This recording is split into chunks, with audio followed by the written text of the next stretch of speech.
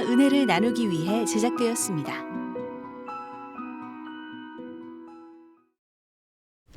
CTS를 시청하시는 시청자 여러분 안녕하세요. CTS 스페셜 크리스천 초대석의 김명아 사모입니다. 네, 김기철 목사입니다. 크리스천 초대석 오늘은 도시와 열방을 위한 선교 기지로 준비되고 있는 목포 상립교회 홍석기 목사님과 성도님들 모시고 얘기 나눠보겠습니다. 목사님 안녕하세요. 안녕하십니까. 안녕하세요. 반갑습니다. 네, 인사 말씀 부탁드립니다. 저는 상리교회를 섬기고 있는 담임 목사 홍석기입니다. 찬양의 제사를 드리기 힘쓰고 있는 상리교회 성가대를 맡고 있는 장철진 장로입니다. 안녕하세요. 저는 상리교회를 섬기고 있는 유미숙 사모입니다. 안녕하세요. 저는 모든 사역에 동참하며 기쁨을 주는 김인정 권사입니다. 안녕하세요. 저는 분위기 메이커 박춘자 권사입니다. 안녕하세요. 저는 이미희 권사입니다. 네, 이렇게 인사들 나눠주셨는데요. 우리 장로님, 상립교회가 어떤 교회인지 소개 부탁드립니다. 상립교회는 가장 먼저 그 진리를 잘 사수하고 있는 교회다, 그런 생각이 듭니다. 저희 교회는 1950년 32년 5월 30일, 지금부터 83년 됐네요. 그때 조그마한 상리 마을에 이렇게 세워지게 됐습니다. 그동안에 많은 선배님들이 눈물, 기도와 또 열정으로 이렇게 오늘날의 교회를 갖고 왔는데, 새롭게 지금 우리 홍석기 목사님 오신 이후로 교회가 크게 영적으로 질적으로 성장하고 있는 그런 교회입니다. 요사이 많이 사이가 혼탁하고 또 교회도 이렇게 세속화돼 가고 그런 실정인데, 목사님이 그런 점에서 앞에 선두 서셔 가지고 성도님들 빛으로 잘 인도해 주시고 저희들은 거기에 열심히 따라서 하고 있습니다. 아무튼 다른 것보다는 목사님이 솔선수범해서 앞에서 이렇게 이끌어 주시기 때문에 이 일이 이번에는 될 수 있을까 저희들이 망설일 때도 많지만, 목사님이 앞에서 이끌어 가시면서 이 일 해내시고 그럴 때마다 목사님 따라가면, 순종하면 무조건 이건 할 수 있다, 그런 생각을 갖고 있습니다. 어느 교회나 하면 된다, 할 수 있다, 해보자, 이런 구호를 다 외치고 있는데 저희 교회도 열심히 그 구호를 외치고 있습니다. 그러면서도 사람이기에 이건 좀 어려울 것 같은데 이제 그런 때가 자주 들고 그렇습니다만은, 아무튼 목사님 따라서 열심히 순종하면 하나님이 함께 하시고 성님 도와주셔서 오늘까지 모든 일을 잘 마쳐내고 그렇게 해왔습니다. 그 가운데 특별히 이제 사역들이 굉장히 활발하게 진행이 되고 있습니다.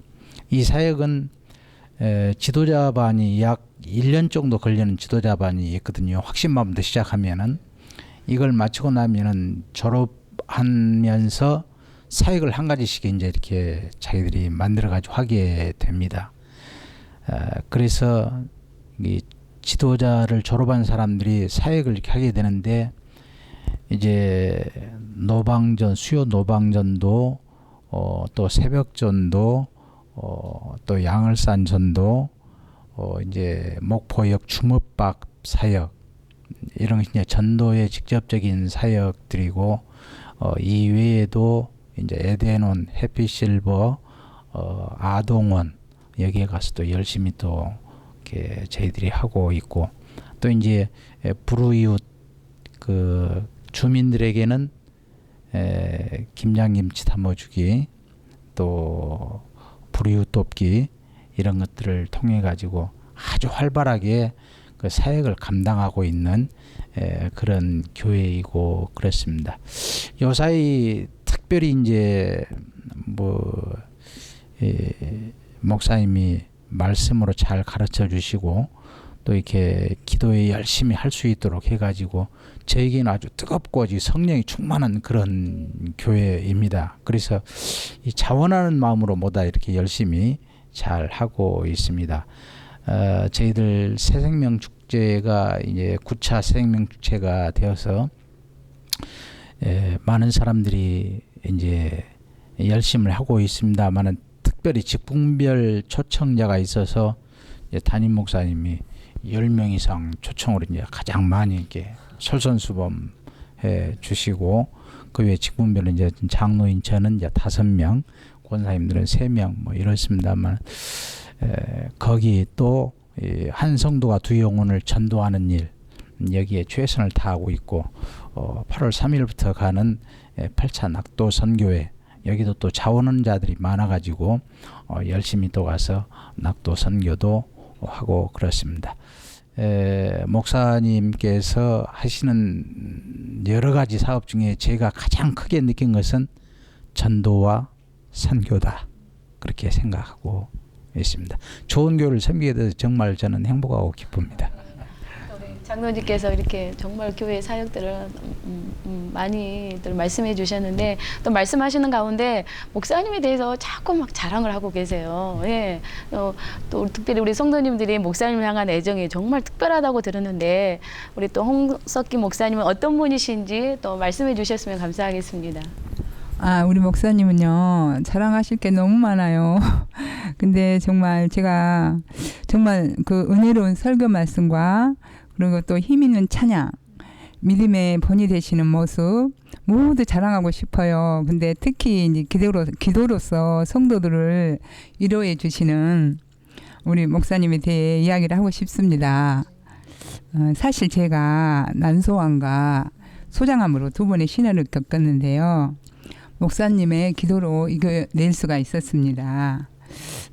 저뿐 아니라 아픈 이들을 씨름하고 있는 모든 성도님들을 위해 뜨겁게 기도하시는 우리 목사님 모습에 모든 교인이 감동을 받아서 이제는 함께 기도하고 있는 우리 교회가 되었답니다. 우리 목사님 말고 또 우리 사모님에 대해서 사모님에 대해서도 좀 말씀해 주시면 좋을 것 같은데요. 우리 사모님은 보시다시피 지금 미모로서 네. 아름다우신 분인데 미모만 아름다운 네, 게 아니고 마음씨가 네. 너무너무 아름답습니다. 네. 또 그런 가운데 기도의 어머니로서 교회 온 성도들을 위해서 기도하면 눈물로 기도하시는 사모님이시고 너무 목사님도 똑같으셔요. 우리 목사님, 우리 사모님은 진실하시고 성실하시고 또 순수하시면서 이렇게 벌써 미모만 그러시는 게 아니라 마음 중심이 정말 온 성도들을 향해서 주시는 그 마음이 우리 예수님 마음 같아요. 두 분이 전부 예수님 마음 같으셔서 우리가 마음에 평안을 가져요. 항상 볼 때마다 기쁨이 있고 평안이 있고 저희들에게 이제 그런 기쁨을 주시는 또 우리 목사님 사모님이시고요. 우리 사모님 우리 교회를 위해서 날마다 기도하시고 온 성도들 또 섬기는 모습을 볼 때 저희들이 많은 도전을 받고 또 그래요. 또 이제 제가 제일 느끼는 게 또 감사하고 우리 사모님 수고하시는 그 손길을 볼 때 예수님의 사랑이 아니면 저렇게 하실 수가 없겠다. 지금 젊으신 분이잖아요. 그런데 병원에 입원하고 계신 분들마다 손수 죽을 써가지고 한 사람 한 사람 찾아다니시면서 꼭 가서 기도하시고 그 죽 전달하시는 모습을 볼 때 추우나 더우나 그걸 들고 방문하시면서 위로하시고 기도해 주시고 그런 사모님이십니다. 그렇게 감사합니다. 우리 목사님 사모님 정말 우리가 같이 동역할 수 있기 때문에 너무너무 감사하고 우리는 정말 행복해. 우리 상륙교인은 정말 행복합니다. 그래서 목사님 사모님 모시고 이렇게 같이 동역할 수 있어서 너무 감사를 드립니다. 네. 감사합니다. 오늘 아예 작정하고 나오신 것 같아요. 목사님 또 교회 자랑 이렇게 대단하시고 그러신데 참 애정이 많으신 것 같아요. 네. 분위기도 많이 좋아지신 것 같고, 근데 또 상립교회로 사행시를 지어가지고 나오셨다는데 누가 지어오셨는지 한번 들어볼까요? 오늘 띄워야 될 네, 것 같아요. 오늘 띄워주세요. 네. 상리교회는 네. 리더십이 탁월한 홍석기 담임 목사님 함께 교회를 교회답게 세워가는 남전도회 여전도회 회. 회원들이 마음과 정성을 다해 그의 나라와 그의 의를 구하는 의를 위해 힘쓰는 교회입니다. 아멘. 정말 좋은데요. 네. 감사합니다. 또, 네, 권사님. 저도 네. 사행시 오늘 한번 띄워주세요. 네, 상. 네, 상동 아름다운 동산에 좋은 교회가 있습니다. 리. 이곳에 꼭 한 번만 오셔보세요. 교회가 이렇게 좋은 곳이구나 느낄 수 있을 것입니다. 회개하고 예수님을 내 마음에 모시고 살아가는 천국 백성이 됩시다. 네, 좋은데요. 우리 장로님. 저도 할까요? 네, 해주시면 좋을 것 같은데요. 예. 오늘 띄우겠습니다. 상립교회는 리에 세워진 아담하고 고향이 생각나는 교회였는데 교육과 철저한 훈련을 통해 믿음의 공동체로 든든히 세워져 가고 회원들이 사역자로 지도자로 세워져가는 아름다운 교회가 되었구나. 이제 목포 관문에 우뚝 서 목포 영혼의 10%를 감당하고 세계를 바라보며 세계 선교에 앞장서는 교회가 되려무나. 네, 네, 좀 한편의 시가 좀 생각이 나네. 권사님도 한번. 네. 네, 네. 상동에서 목포에서 세계로. 리더십 훈련을 통해 평신도가 중심되는 교회. 교육자들의 섬김과 나눔 속에서 회오리 바람에도 흔들리지 않는 예수 공동체 우리 상립교회. 너무 잘 지어주셨어요. 정말 교회를 이렇게 소개를 딱 그 안에 넣어서 너무 멋지게 해주셔서 감사합니다. 저희도 또 기분이 좋아지는데 여기서 목사님 또 얘기를 한번 또 나누고 싶은데요. 브라질 선교사 출신으로 또 저희들이 알고 있는데 어떻게 또 선교사로 나가게 되셨는지 말씀해 주시겠어요? 네. 저는 1985년에 선교사로 서원했습니다. 그리고 89년도에 브라질 선교사로 가기로 작정을 하고요. 2000년 5월 3일에 브라질로 파송받았습니다. 이렇게 브라질에 선교 가셔서 그 빈민촌 이렇게 사역이라든지 그리고 현지인 신학교를 이렇게 설립하셔서 운영하셨다라는 그런 소식을 들었습니다. 특히 그 마약상들이 있는 아주 위험한 지역에까지 들어가셔서 이렇게 교회를 개척하셨다고 하는데 그때 당시에 사역 이야기를 좀 들려주시죠. 예, 제가 2000년 5월 3일에 브라질에 입국을 했고요. 우리 처음 1, 2년간은 언어 공부에 주력을 했습니다. 근데 2년 지났을 때, 거의 정확히 2년 지났을 때 신학생이 저에게 한번 상파울로에 빈민촌이 있는데 목사님 한번 가보지 않겠느냐 물어보길래 나는 아무리 다녀봐도 빈민촌을 본 일이 없는데 그런 데가 다 있냐 그랬더니 있다고 구경 가자고요. 그날이 토요일이었습니다. 그래서 그분이랑 같이 가봤는데 담으로 쫙 둘러싸여 있는데 문이 하나 앞에 조그만 게 있더라고요. 그래서 거긴 차 타고 많이 다녀본 곳이었습니다. 그 안에 들어가 봤더니 엄청나게 커다란 빈민촌이 형성돼 있었습니다. 이런 데가 다 있었구나. 그런 생각으로 이 집 저 집 돌아다니고 있었는데 이제 마지막으로 한 집만 보고 나오려고 했습니다. 근데 가봤더니 그때 40대 중반쯤 되는 흑인 아주머니, 아주 뚱뚱한 아주머니가 크리치나라고 하는데 그분이 대뜸 저한테 하는 말이 혹시 목사님 아니냐고 그러더라고요. 맞다고. 그랬더니 그러면 나를 위해 기도해달라고 그러더라고요. 대뜸. 그래서 제가 또 간절히 기도해드렸죠. 기도 마치고 가려고 그랬더니 또 한마디 하는데 내일이 일요일인데 우리 집에 와서 예배 좀 인도해달래요. 제가 그때 선교사라고 왔고 또 목사고 한데 예배를 인도해달라는데 거절을 못하겠습니다. 그래서 알겠습니다. 내일 오겠습니다. 그리고 그때 오후 5시에 브라질은 이제 저녁에 예배를 드리거든요. 토요일 날 와가지고 이제 제가 처음 해보는 이제 브라질 설교에다가 예배 인도니까 공부 많이 했습니다. 그때 하나하나 다 써야 되니까 처음부터 끝까지 찬양 연습도 많이 하고 그러고 가가지고 이제 처음부터 끝까지 예배를 다 인도했는데 끝나니까 이제 브라질 사람들이 아멘을 잘해요. 근데 갔던 데가 불과 한 2평짜리 작은 집입니다. 거기에 한 6명이 모였어요. 꽉 차죠. 예배를 다 드리는데 아멘, 아멘 얼마나 그러는지 예배 끝난 다음에 가려고 했더니 또 하는 말이 다음 주에 한번 더 와달라고. 알겠다고. 그러면서 교회가 시작이 된 겁니다. 그 이후로 계속 예배를 드리게 됐죠. 근데 나중에 이제 알고 봤더니 거기가 상파울루에서 제일 큰 마약 본부가 있는 데였어요. 저는 전혀 몰랐죠. 제가 참 이상했던 게 이렇게 동네가 큰데 여기에 왜 교회가 없을까?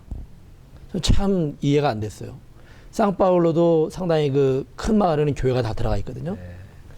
이상했는데 나중에 알고 보니까 이제 우리 교포들이나 다른 선교사님들이 하시는 말씀이 거기가 상파울루에서 제일 큰 마약 본부가 있는 데다. 위험하다. 한국 사람들 많이 당했다. 그리고 저한테 말씀하시는 분도 나도 당했다고. 지갑 한번 뺏기고 시계 한번 뺏긴 적 있다. 거기서는 걸어 다니면 안 되고 그 앞에는 차로 그냥 다니는 데다. 위험하니까 그만 사역하라고. 아는 사람마다 다 그런 얘기를 하시더라고요. 근데 이왕에 기왕 이미 시작한 사역인데 중단할 수가 없었어요. 계속 사역을 했죠. 그러다가 한번 사건이 터졌는데 집에서는 이제 숫자가 많아가지고 예배를 드릴 수가 없었습니다. 그래서 그 밖에 공터로 나와서 예배를 드리고 있었어요. 한참 예배 인도하고 있는데 3사람이 들이닥치는 거예요. 총을 들고. 근데 그때 예배 드리는 분들이 다 고개를 숙이더라고요. 근데 이분이 와가지고 교회 예배 드리는 바로 옆에 있는 판잣집 문을 부시는 거예요. 부수고 그 안으로 들어가는데 사람이 안 보이는 거예요. 저는 그 3사람이랑 눈이 마주쳤어요. 한 사람 한 사람 쳐다보면서 이 사람들 보면은 그 길거리에서 만나는 사람들이랑 다를 바가 없는 사람들인데 왜 총 들고 저러나. 그 영화 속에서나 나오는 그런 장면들이 실제로 눈에 펼쳐진 겁니다. 그리고 이분들이 가버리더라고요. 근데 그때 처음 예배드렸던 크리치나라는 사람이 저한테 그러는 거예요. 아니 파스톨 목사님 왜 그 사람들 쳐다봤냐. 우리는 일부러 안 쳐다봤다. 그 사람들 누군지 안다. 위험하다고. 왜 그들 얼굴 쳐다보냐고. 그러면서 상당히 제가 위험하게 됐다고 얘기를 자꾸 얘기하는 거예요. 근데 알고 봤더니 그 중간에 마약을 운반하는 사람이 이걸 가지고 도망간 겁니다. 전달을 안 하고. 그 사람을 찾는 거였어요. 고맘때 이 사건으로 사람도 한 2명인가 죽었습니다. 그래가지고 경찰들이 간 다음에 바로 10분대로 밀어닥치고 그러면서 이제 여기에 대해서 알고 있는 사람들마다 그래요. 위험하다. 그만해라. 저를 도와주던 시청의 직원이 있었습니다. 브라질 사람이죠, 물론. 그 사람이 이 소식을 듣고 하는 말이 다른 데로 피신해 있으라고. 굉장히 위험하다. 그런 말을 하더라고요. 얼굴이 마주치면 이제 죽인다 그 말이죠. 제가 이미 그분들이 노출된 거죠, 저한테. 노출이 됐기 때문에 자기의 마약 단원들의 얼굴이 노출됐고 외부인이 알고 있기 때문에 제가 상당히 위험하다는 거예요. 이게 지금 시청 직원도 그렇고 경찰서에서도 이름만 알지 제대로 신원 확보가 안 돼 있는 가운데 있는 거예요. 이게 비밀리 모든 게 돌아가니까. 이제 그런 가운데 전화가 왔어요. 집으로. 전화 받아봤더니 그 사람이 우리 교회 교인인데 그분이 하는 말이 마약던 두목이 저를 만나고 싶다는 겁니다. 쉐피라고 그러거든요. 그 쉐피가 저를 만나고 싶대요. 저는 순간적으로 무슨 생각이 들었냐면은 좋은 기회다. 만나서 이 사람 전도하면은 얼마나 큰 역사가 있겠냐. 좋다고 만나겠다고. 그 얘기 했더니만 이제 죽으려고 만나냐고. 그 사람 얼굴 아는 사람이 아무도 없다는 거예요. 마약 단원들 말고는. 경찰도 모른대요. 그냥 가명만 알고 있지. 만나면 곧 죽음이다. 근데 어떻게 만난다고 그런 얘기 하느냐. 그러면서 다들 어디를 피신해 있으라고 그러는 거예요. 피신해 있거나 아니면 사역은 중단하고 어쨌든 떠나 있으라는 거예요. 그렇지 않으면 위험하다고. 그러니까 이제 제가 그런 얘기를 듣고 나니까 잠이 잘 안 오더라고요. 그래서 그때 기도 참 많이 했습니다. 엎드려서 어떻게 할 것인가 놓고 고민 많이 했죠. 네. 그때 제가 단순하게 한 생각이 뭐냐, 이럴 때 죽으면 순교다. 난 단순했어요. 그냥 네. 이럴 때 죽으면 순교다. 내가 왜 피하냐, 가야지. 그리고 이제 가봤더니 그 주일에 그 앞에 경찰차가 3대가 와 있고 경찰들이 방탄복 입고 쫙 배치돼 있고요. 그 안으로 못 들어가요. 제가 가니까 문 열어주죠. 문은 작아요. 그 안에 들어간 마을은 큰데. 가면서 이제 뒤에서 누군가가 나를 부르지 않을까 이런 생각이 자꾸 드는 거예요. 그러면서 가가지고 예배를 인도하고 축도까지 마치고 교제하는 시간 갖고 나오는데 아무도 저를 안 불러요. 그리고 그 마약 두목과의 만남은 이루어지지 않았습니다. 저한테 그 얘기를 해줬던 사람이 도망가 버렸어요. 어디로. 자기도 신변의 위험을 느끼고. 그래서 만남은 자연스럽게 이루어지지 않고 그 다음에 아무 일이 없었습니다. 제 생각에는 그 사람들이 나름대로 회의한 것 같아요. 회의하면서 저 사람은 동양인이고 목사고 선교사다. 그냥 놔두면은 아무 일이 없을 거다. 괜히 건드렸다가 문제만 커진다. 덮어버린 것 같아요. 그래서 그 이후에 이제 역사가 많았습니다. 네. 아니 그럴 때 사모님은 어떠셨는지, 결혼하셔서 같이 가셨어요? 물론이죠. 네. 사모님은 어떻게 반응하셨는지 궁금하네요. 네.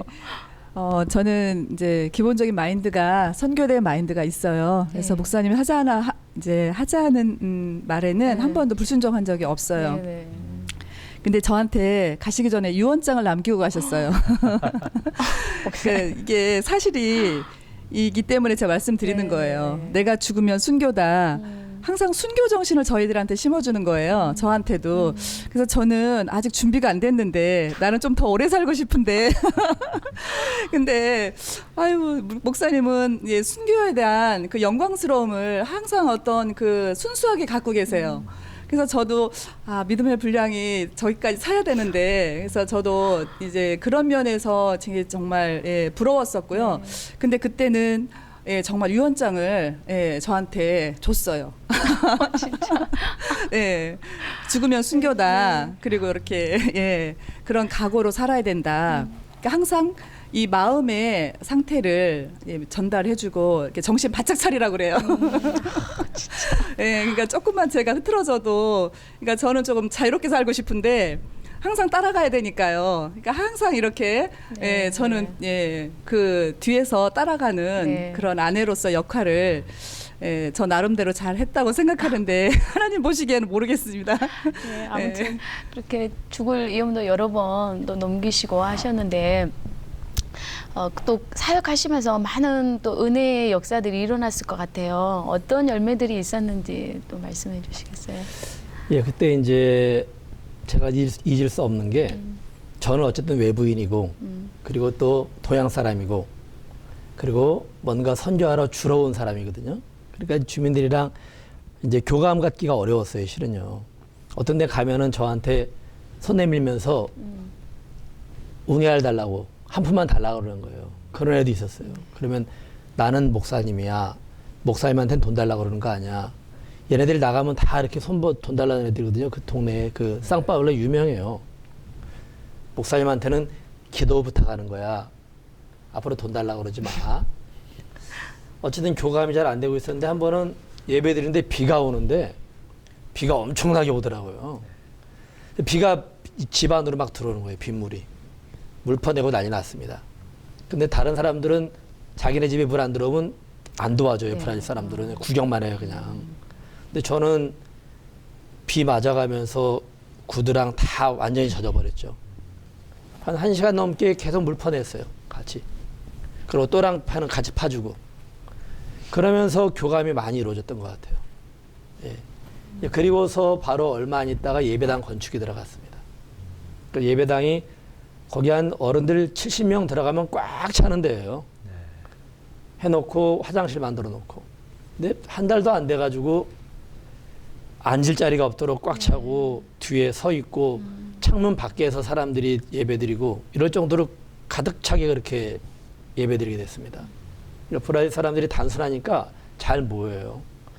그런 가운데 한번 이제 하나님이 이적을 보여주셨는데 그 우리 교인 가운데 그 어나 파울라라는 사람이 유방암으로 고생을 많이 했어요. 근데 그 사람이 한 번은 예배를 제가 설교하려고 그러니까 파스tor 할 말 있다고 좀 제가 간증 좀 해달라는 거예요. 그러니까 나오면 또 너무 오래 걸리거든요. 그래서 예배 끝나고 하라고. 축도까지 다 마친 다음에 이제 나오라고 그랬더니 그러는 겁니다. 여러분 내가 유방암 걸린 거 다 아시죠? 그러니까 반응을 얼마나 잘하는지 몰라요. 브라질 사람들은 안다고. 근데 교회 와가지고 기도하는데 여기 유방암이 뭔가 낫는 느낌을 나 받았다. 그래가지고 지난번에 병원 가가지고 알아봤는데 결과가 어제 나왔는데 유방암이 깨끗이 나왔다. 하나님이 고쳐주신 거라고. 그러니까 이 또 발음을 너무 잘하거든요. 아멘, 할렐루야, 박수 막 치고. 그러면서 교회가 아주 폭발적으로 부흥했던 그런 경험을 했습니다. 네.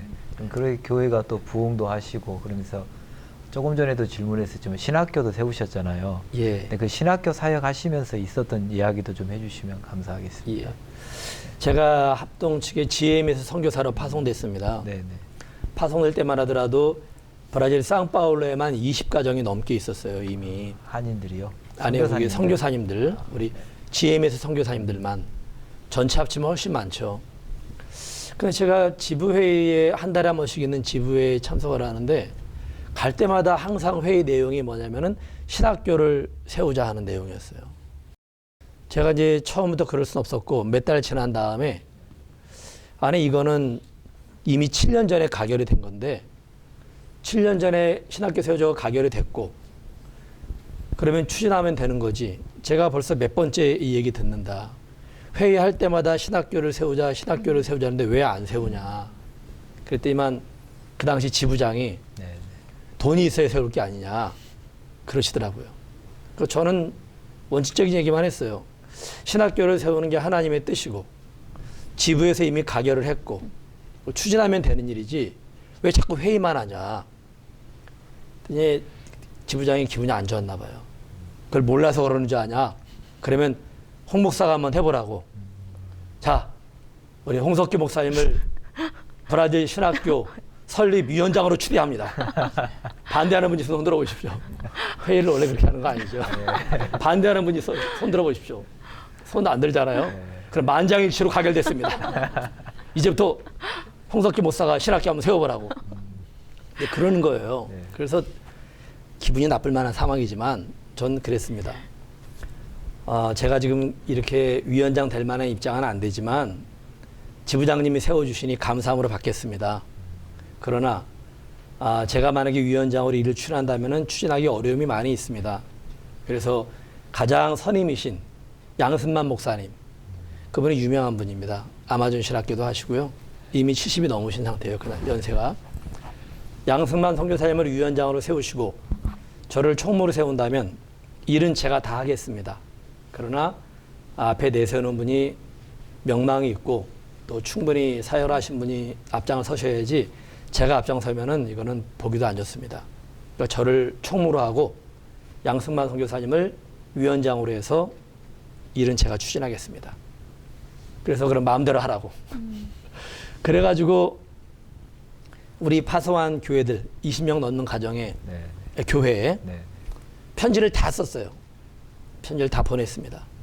편지를 일단 보내놓고 신학교에 관한 편지를. 그 다음에 바로 그때 저랑 뜻이 맞는 분 몇 분이랑 신학교 자리를 알아봤어요. 알아봤는데 어떤 선교사님이 너무나 급하게 조그마한 아주 초라한 데를 신학교 장소로 정하셨어요. 그래서 제가 마음에 너무 안 들더라고요. 기왕 하는 거 좀 제대로 갖춰진 데서 해야지 이게 뭐냐고. 그래서 상파울루 내에 빼냐라는 그 지역에 지하철역에서 불과 한 100m밖에 안 되는데 아주 좋은 데가 있더라고요. 그래서 여기를 하자고. 제 차로 다니면서 이제 정한 거예요. 그러니까 10만 불에 내놓은 이제 그 집인데 집치고는 큰 집이었습니다. 마당도 좀 크고. 거기를 일단 정해놓고 그 다음에 이제 그 브라질 상파울루에 그래도 좀 그 뜻 있는 분들 모아가지고 10,000불을 계약금을 걸었어요. 일단은 다 돈 끌어모아가지고. 그리고 한 달 후에 잔금 치르는 걸로. 잔금 못 치르면 만불 날아가는 거죠. 네. 그 다음에 이제 한국이랑 여기랑 12시간 차이 납니다. 브라질에서 계속 전화하는 거예요. 우리가 언제 가겠다, 언제 가겠다. 계획을 쫙 세워놨습니다. 그리고 이제 그 위원장 목사님이랑 저랑 몇 분이 한국으로 와가지고 다니면서 예배 시간에 설교하고 모금하고 그리고 이제 그 한 달이 안 되는 기간이죠. 왔는데 10만 불 이상 모금이 됐어요. 활동비 다 하고 나머지 잔액을 완전히 지불해가지고 뭐 전혀 남김없이 다 그걸 통째로 샀습니다. 그래서 이제 신학교를 하게 됐죠. 네, 정말 브라질 선교를 너무 아름답게 정말 하셨는데 목사님 원래 이렇게 낙도 선교의 출신으로 저희 알고 있습니다. 낙도 선교에서 그 사역하셨던 것들이 또 지금의 그 선교의 그 일에 더 많은 또 힘이 되었을 것 같은데 어떠신가요? 어떠셨나요? 예, 저는 이제 신학생 시절에 뭐 낙도 선교회 출신이라는 말은 좀 어울리는 말은 아닌데요. 신학교 다닐 때 제가 총신 낙도 선교회 단장과 또 대표로 있었어요. 그때는 젊은 시절을 정말 낙도 선교를 위해서 뭐 바쳤다 이렇게 볼 수도 있죠. 그때는 아주 총신에서 사역을 크게 했습니다. 지금은 이제 그때에 비해서 지금 사역이 적어졌는데 줄어들었는데 총신 낙도 선교회가 신학생들만 한 600명씩이나 이제 모집이 돼서 가고 그랬어요. 총신에서만 총신 대학생, 대학원생이 280명. 총신 학생들만. 거기다가 광주신학교, 그 다음에 뭐 여기 부산신학교, 칼빈신학교 등등 해가지고 600명까지 한 해에 모여서 간 적이 있습니다. 이건 굉장한 일이었어요. 우리 그 총신에서 선교 대회할 때, 선교대학원에서 돈을 엄청나게 투자하고 해가지고 학생들이 막 모이려고 했는데 50명밖에 안 모였습니다. 그래서 우리는 모였다면 280명이 모이니까 기도회 하는데 그냥 총신 학생들만. 그러니까 이제 교수님들도 엄청 부러워했어요. 그래서 그때 학생 파워가 굉장히 셀 때였습니다. 그때는 교수님들이 학생들 눈치 볼 때였습니다. 90년대, 80년대 말 90년대 초. 그때 뭐 데모도 많이 하고 이랬잖아요. 6.29 선언 나기 전후로 해가지고 얼마나 학생 파워가 셌어요. 그때 이제 저는 학교에서 막 데모를 많이 할 때 이래서는 안 된다, 신학교가. 제가 너무 한심하고 실망스러워서 그때 총신에서도 교수님 방에다가 최루탄 뿌리고 문을 그냥 그 걸어 잠그고 못지라고 그럴 때였습니다. 저는 앞에 나서서 제가 반대했어요. 왜 이런 걸 하냐고. 신학생들이 이래야 되냐. 공공의 적이 됐어요. 그때 실은 신학교 다닐 때도. 그리고 다 수업 거부할 때 저는 들어가서 수업 들었습니다. 딱 2명. 신학교가 100명이었는데 저랑 어느 연세 많은 분 둘이. 그런 가운데 제가 자퇴원서까지 실은 썼어요. 나는 이러려고 신학교 들어온 거 아닌데 이게 뭐냐, 세속적으로. 그래서 울면서 기도하고 하면서 하나님이 주신 응답이 학교를 네가 살리면 되지 않냐. 저는 그런 마음으로 했어요, 실은요. 그런 마음으로. 총신에 정말 선교 붐이 일어나고 하나님 앞에 찬양하고 기도하고 이런 학교를 만들어보자. 이런 꿈을 품고 그때부터 정말 미친 듯이 매달렸습니다. 제가 단장된 다음에 우리 그 89년도에 제가 단장이 됐는데 그때 단장되면서 학교를 온통 낙도 선교로 완전히 물들여 버렸어요. 그 당시에 총신에서 저 모르면은 총학생회장이랑 원회장은 몰라도 저는 알았어요. 제가 제 입으로 이런 말하면 그렇지만 사실입니다. 그냥 뭐 학교에다가 포스터를 똑같은 거를 마치 대선할 때 쫙 붙이는 것처럼 쫙 도배해버렸어요. 층마다 다 도배해버렸어요. 그냥 어딜 가나 낙도 성교밖에 안 보이게끔. 현수막도 크게 해가지고 복음의 소유지 낙도에도 그리스도의 계절이 오게 하자. 다른 현수막 몇 배 되게 크게 만들었습니다. 그래서 다른 사람은 나무 사이 하나 할 때 나무 2개에다가 쫙 붙여버린 거예요. 크게.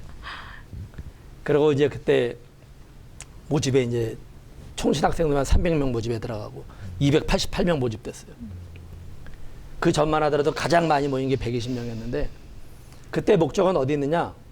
이렇게 막 데모하고 그렇게 영적으로 무기력해지는 이 가운데 선교는 예술로 말하면 종합예술이거든요. 그래서 낙도 선교로 물들게 만들면서 점심에 모여서 또 뜨겁게 찬양하며 기도했습니다. 점심시간에. 그러면서 학교를 영적으로 쇄신시키는 그런 학교를 만들자. 이런 이제 큰 뜻을 품고 선교에 헌신하게끔 했던 거예요. 거세게 일어났어요. 실은요, 이런 운동들이. 그러면서 이제 신대원에서는 서클들이 있었는데, 총신 신대원에 아나톨레라든지 에클레시아라는 이런 서클 단체들마다 필수적으로 신입생들은 낙도를 다 가도록 그렇게 해버렸어요. 제가 한 건 아닌데 한번 경험한 사람들이 반드시 가도록 필수 과정으로, 낙도는 반드시 거쳐야 되는 코스로 그렇게 승화되면서, 그 전만 하더라도 10여 개 섬 이렇게 갔는데 제가 갈 때 60개 섬. 또 교회가 큰 섬은 가지 말고 교회 없는 그런 섬이나 미자립 교회를 주로 발굴해가지고 갔어요. 그러면서도 참 역사가 많았습니다. 그 속에서. 그거 했던 사람들이 그 당시에 선교사로 헌신 많이 했고요. 지금은 좀 안 됐지만 전병욱 목사가 그때 제 1년 선배였는데 신반포교회 청년들 데리고 와가지고 이 사역하고요. 그러면서 지금 사역 형태가 만들어진 거예요. 3.1교회. 예, 3.1교회 전병욱 목사님이 저 만나면 그래요. 난 낙도 출신이다. 겸손하게 그럽니다. 그분도 굉장히 자부심 강한 분이고, 저 목사 세계에서는 좀 아주 좀 이게 튀는 분이에요. 겸손해져요, 그러라. 이 얘기할 때는. 나는 낙도 출신이다. 낙도 선교하면서 나 많이 배웠고, 그 지인 운영하는 교회 체제가 지금 그 체제예요, 지금요. 그 목포나 삼척이나 가가지고 하잖아요. 자은이랑. 우리가 제주도 선교할 때 또 거기가 한다고 그러길래 줬고요. 그냥 띄워줬고. 그 사역대가 조금 달라졌지만 어쨌든 거기도 낙도 출신이고, 선교사님 가운데도 낙도 출신 선교사님들이 많아요. 또 사역을 잘합니다. 전투적으로. 그래서 이제 그런 취지로 단기 선교를 했고요. 이 단기 선교하면서 참 뜨겁게 하나님 역사를 많이 하세요. 그래서 우리 교회에서도 부임하자마자 그 다음 해부터 낙도 선교를 여름마다 해오고 있습니다. 근데 이 사역이 힘들어요. 힘들면서도 하나님의 역사가 있고, 이 힘든 사역을 하다 보니까 다른 사역들은 별로 안 힘들어. 다른 사역하는 사람들이 뭐라고 말을 못해. 더 힘들게 지금 사역을 하는데, 사실 제가 보기엔 가장 힘든 게 낙도 선교고요. 우리 교회 사는 사역 가운데. 그 다음에 또 노방연도도 쉬운 일이 아니에요. 피곤한데 피곤한 몸 이끌고 다니면서 복음 전한다는 게. 그러다 보니까 교회가 사역에 헌신하는 게 좀 더 많이 활성화됐고요. 그리고 교인들이 다른 분들이 다른 교회에서 힘들어하는 일들을 별로 힘들게 여기질 않는 것 같아요. 그 원인 가운데 하나가 이 낙도 선교를 통한 하나님의 은혜가 아닌가 하는 생각이 듭니다. 네, 지금 목사님 잠깐 이렇게 상립교회에 오셔서 하셨던 사역을 잠깐 말씀해 주셨는데요. 이제 오시기 전에 이제 이렇게 낙도 선교회로 선교의 열정도 품으셨고, 또 그래서 이렇게 브라질에 선교사로도 나가신 거잖아요. 근데 이렇게 선교사로 나가셨는데 이렇게 상립교회로 이렇게 이제 담임 목사님으로 오셨는데요. 그 계기가 어떻게 되셨는지. 제가 그 낙도 선교하면서 고문 목사님을 좀 모셔야 됐다 생각이 들었어요. 근데 그때 학교의 총신의 총무국장이 이제 문원채 장로님이라고 저랑 아주 친했습니다. 연세는 많지만 마음이 많이 통했는데 좀 소개 좀 해달라 그랬더니 그분이 백영조 목사님을 소개하시더라고요. 상리교회. 그래서 그분을 고문으로 모시면은 또 그 목포가 섬으로 가기 좀 유리한 곳이고 아마 여러 가지로 도움 많이 될 거라고. 그래서 백영조 목사님 알게 됐고, 목사님을 고문으로 모셨습니다. 총신 낙도 선교회. 그게 인연이 돼가지고 제가 브라질 선교사로 나갈 때 백영조 목사님께서 저를 상리교회에서 파송하겠다. 상리교회 파송으로 제가 브라질 선교사로 나가 있었습니다. 그리고 사역을 한 턴 마칠 때쯤에 또 백영조 목사님이 우리 교회를 섬기면서 교회에서 다른 사람을 선교사로 파송한다면 더 일을 크게 할 수 있지 않겠느냐. 이 말씀을 듣고 제가 기도하는 가운데 뜻을 받아들이고 하나님의 인도하심을 하고 믿고 상리교회로 부임하게 됐습니다. 백영조 목사님은 제 전임 담임 목사님이시죠. 이 방송을 보시고 영상 선교에 참여하실 분은 ARS 060-800-1111번을 눌러주세요.